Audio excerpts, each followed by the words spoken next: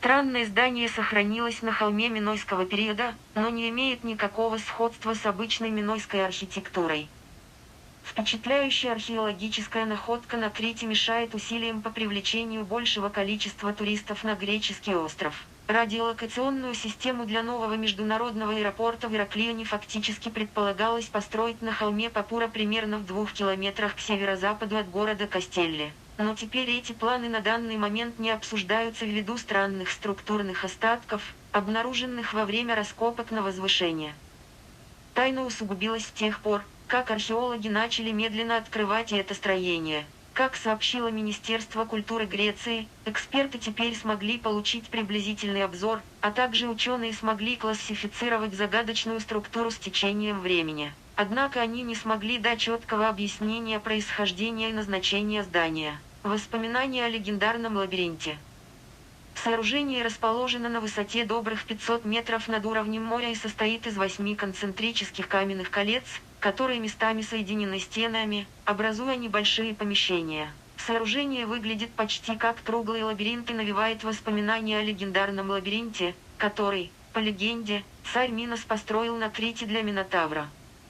Уникальное здание имеет общий диаметр 48 метров и скрывает в центре пространство диаметром около 15 метров, которое разделено дополнительными крестообразными стенами. Вся конструкция занимает площадь около 1800 квадратных метров и первоначально содержала не менее дюжины камер.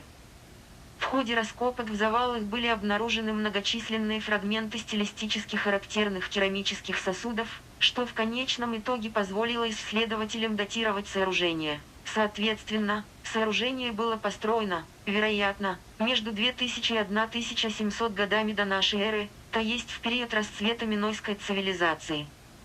Первая развитая культура в Европе.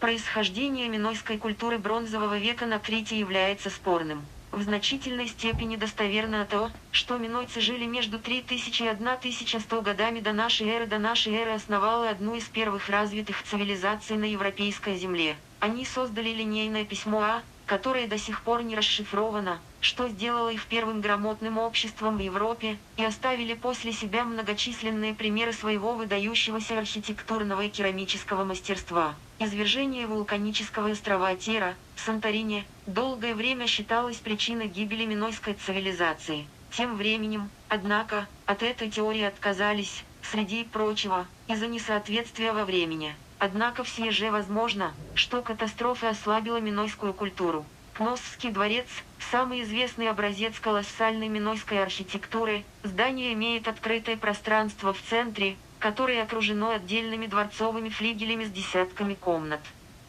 Нет проживания.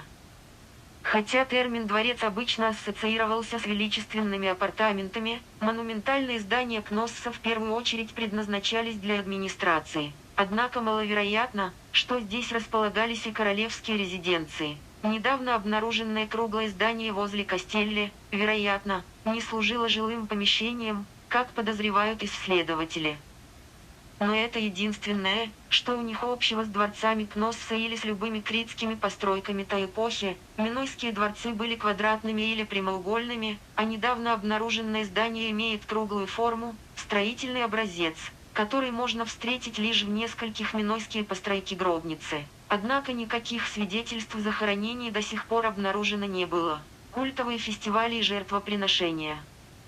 Так какой же цели служило это здание? Возможно, многочисленные кости животных, найденные во время раскопок, раскрывают то, что происходило здесь около 4000 лет назад. Фрагменты костей и другие находки позволяют предположить, что в этом здании люди регулярно собирались на общественные праздники, пояснил в пресс-релизе представитель Минкультуры Греции. На этих ритуальных собраниях подавали еду, вино и делали подношения.